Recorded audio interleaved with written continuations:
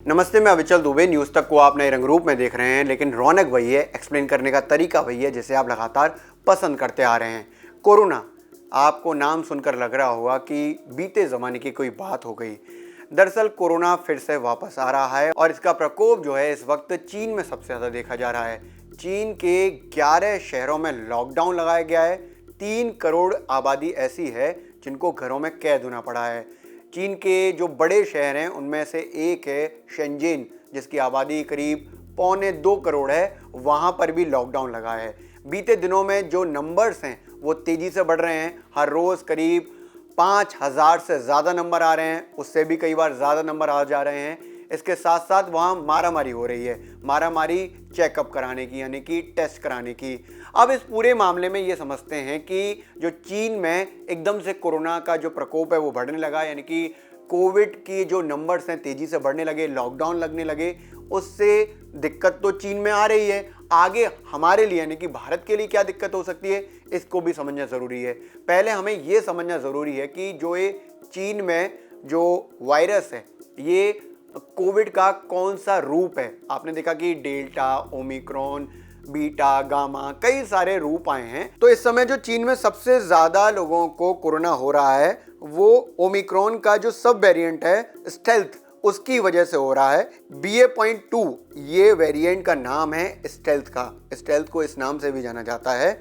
और इसमें एक बड़ी दिक्कत ये है कि इसके स्ट्रेन का पता लगाना मुश्किल होता है, क्योंकि स्पाइक प्रोटीन इसकी बड़ी वजह है। स्पाइक प्रोटीन इतने ज़्यादा होते हैं कि ये म्यूटेट बहुत तेज़ी से होता है और PCR टेस्ट यानी RT-PCR टेस्ट है, उसमें इसका पता लगाना बहुत मुश्किल होता है। WHO ने यह भी बताया कि स्टेल्थ वेरिएंट सबसे ज़्यादा प्रभावित किस चीज़ को करता है, तो ये जो सांस की नली होती है इसको सबसे ज़्यादा प्रभावित करता है। ये यहीं रुक जाता है, इससे दिक्कत और भी हो सकती है। जो इसके लक्षण हैं उसमें आता है कि गले में बहुत ज़्यादा खराश रहती है, खांसी रहती है। इसके अलावा फटीग यानी कि थकान बहुत ज़्यादा रहती है, एकदम आपका शरीर टूटा टूटा रहता है, बुखार आता है, सिर में दर्द रहता है, बदन दर्द बहुत ज़्यादा होता है, मांसपेशियां आपकी एकदम से थक जाती हैं। ये स्टेल्थ वेरिएंट में बहुत ज़्यादा कॉमन होता है। जो रिपोर्ट्स आई हैं उसमें ये दावा किया जा रहा है कि ये जो स्टेल्थ वेरिएंट है जिसकी वजह से चीन में इतने ज़्यादा नंबर्स आ रहे हैं, ये सिर्फ चीन में ही नहीं है। इस वक्त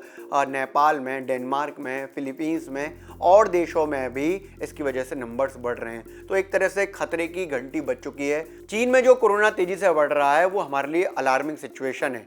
वो बता रही है कि आगे देश में भी चीज़ें गड़बड़ हो सकती हैं।